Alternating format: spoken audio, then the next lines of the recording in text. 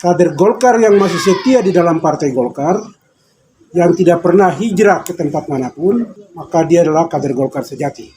Walaupun dia bukan pengurus, tapi selagi dia masih pegang SIM card-nya adalah kartu keanggotaan partai Golkar, maka dia adalah kader sejati.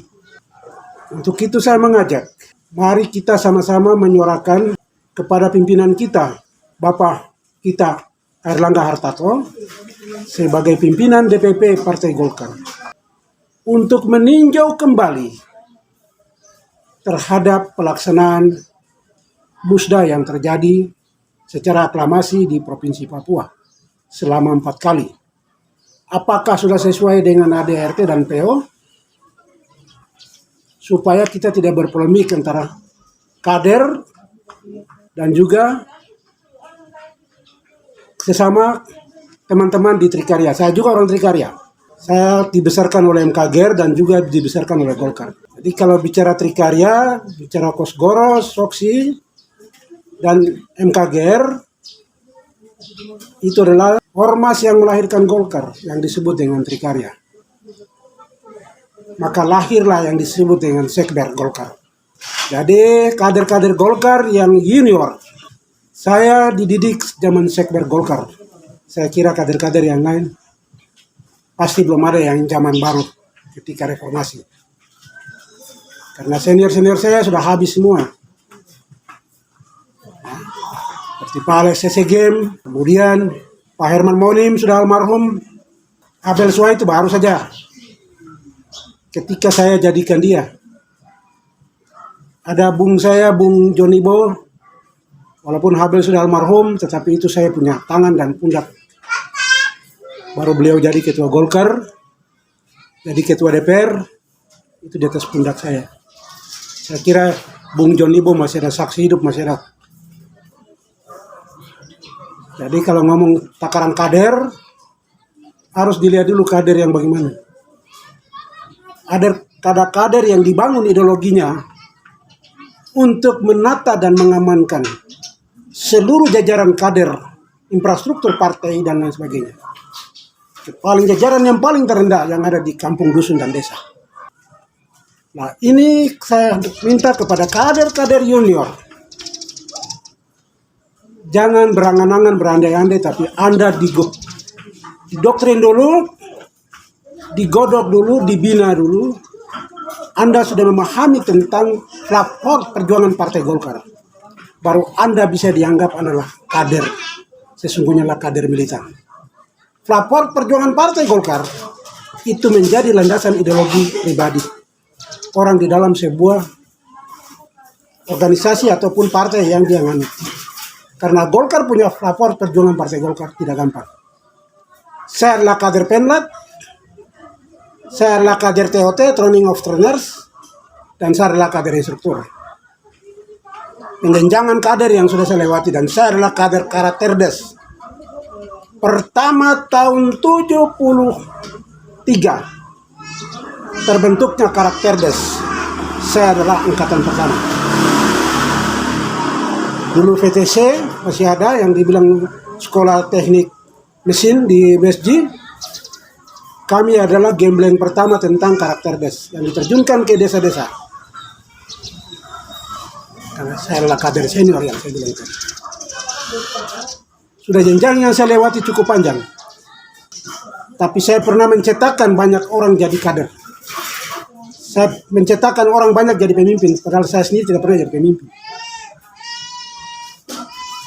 Orang yang bilang jadi pemimpin itu tidak semudah mata memandang telapak tangan membalik. Orang menjadi kader pun juga demikian. Tidak mata memandang telapak tangan mudah membalik. Karena kami adalah zaman Orba. Kami tahu persis waktu itu masih jauh. 3 huruf yang disebut ABG.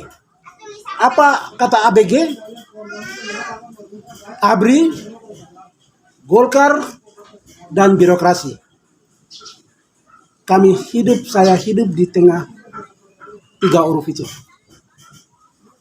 Jadi kami didoktrin, kami di screening, kami di apa, baru kami bisa dinyatakan bersih, lolos butuh ataupun bersih diri. Tapi ketika reformasi, Maka dari mana-mana bisa bilang saya kader. Jadi saya minta Bung Airlangga membuka data base kader dan dicek. Saya ini mantan ketua Golkar.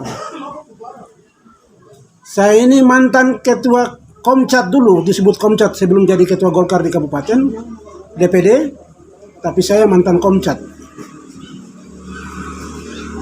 Yang paling terkecil itu Komlur. Komlur itu mulai dari tingkat kelurahan, desa, sampai ke kecamatan. Dan saya pernah mencetak hasil pemilu 2004 walaupun Golkar menang seluruh nasional, secara nasional dalam bingkai Republik Indonesia, tapi Golkar tidak pernah jadi presiden. Golkar adalah partai pendukung pemerintah. Untuk itu saya pesankan kepada teman-teman Trikarya yang ada di tingkat provinsi, sejak kalian duduki jabatan, setahu saya bahwa tidak ada musda yang kalian laksanakan.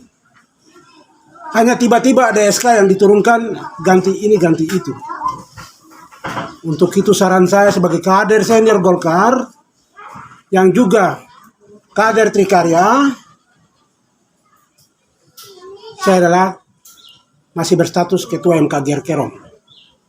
Karena Kerom belum ada musda untuk menggantikan saya.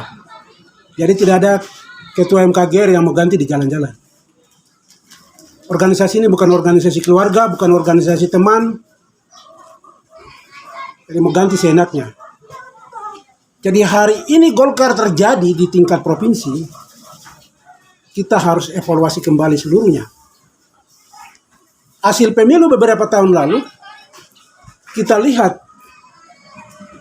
lihat perolehan suara hasil pemilu lalu yang ditinggalkan kepengurusan yang lama, berapa perolehan kursi yang didapatkan di DPR, kabupaten maupun provinsi. Itu yang dicek dulu. Selesai itu, baru kita lihat kalau memang itu terjadi penurunan dalam internal Partai Golkar, maka sudah selayaknya evaluasi itu menjadi catatan bagi Partai Golkar. Untuk provinsi jadi catatan ke DPP, untuk kabupaten jadi catatan ke provinsi. Akibat daripada kader yang tidak memahami tentang mekanisme organisasi dan struktur partai, mengakibatkan infrastruktur partai ke tingkat yang paling bawah retak dan tidak mendapat perolehan suara yang signifikan. Daerah lain mendapat, ada beberapa daerah lain tidak mendapat. Karena skenario di tingkat DPD tidak ada seorang yang disebut dengan dulu kita bilang korbit politik, PPOKK. Sekarang struktur terbaru, ya saya tidak tahu ya, siapa yang mengendalikan bidang pemenangan pemilu. Kemudian siapa yang mengendalikan bidang organisasi dan lain sebagainya. Dulu digabungkan waktu zaman saya, itu yang disebut PPOKK, pemenangan pemilu dan organisasi dan kaderisasi. Jadi PPOKK.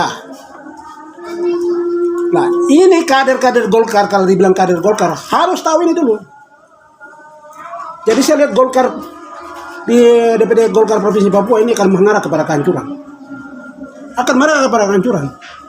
Karena hasil pemilu kemarin, dari 16 kursi tinggal 6 kursi. Ini DPP menjadi catatan. Harus memperhatikan hal ini. Lalu pemilu lagi sudah mendekat 2024. Apakah Golkar di DPD Golkar Provinsi Papua di Papua ini akan tinggal landas atau mau bangkit kembali kejayaan Golkar? Kalau hari ini kita bilang Golkar jaya, bangun kejayaan kembali, kita buktikan dengan konsolidasi kader yang jelas, kita membuktikan konsolidasi partai yang jelas, kita buktikan konsolidasi struktur partai yang jelas. Kalau tidak, saya yakin Golkar satu saat akan ditinggalkan. Golkar satu saat akan ditinggalkan. Karena hari ini kader Golkar secara nasional ada di Nasdem, ada di Demokrat, ada di Gerindra, ada di mana partai.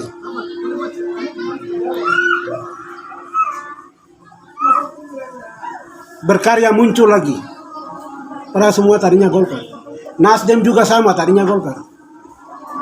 Nah, hal ini kalau Golkar secara nasional di bawah kepemimpinan Bung Erlangga tidak memperhatikan hal ini, saya yakin DPD 1 akan tinggal landas. Karena contohnya diri saya di Kabupaten Kerom. Catatan pemilu yang saya tinggalkan, warisan saya 8 kursi. Ternyata sekarang kenapa tinggal 3 kursi. Itu aja. Provinsi Papua, ditinggalkan saya punya Bung John Libo, 16 kursi.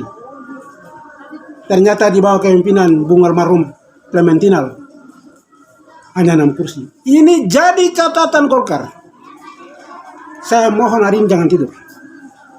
Jangan bilang saya kader semua belum teruji. Kader semua belum ikut penjenjangan perkaderan. Karena dia belum tahu strategis Golkar sesungguhnya. Akibat kita dimanjakan dengan uang. Karena reformasi, kita dimanjakan dengan segala sesuatu. Akhirnya partai hancur berkeping-keping. Akibat bermain uang. Kader yang mampu untuk mendapatkan suara, ternyata tidak ada tempat bagi dia. Karena yang punya uang duduk, Golkar bukan tambah besar, Golkar tambah kerdil. Jangan besok pemilu 2004 Golkar kerdil. Saya pesan cuma itu.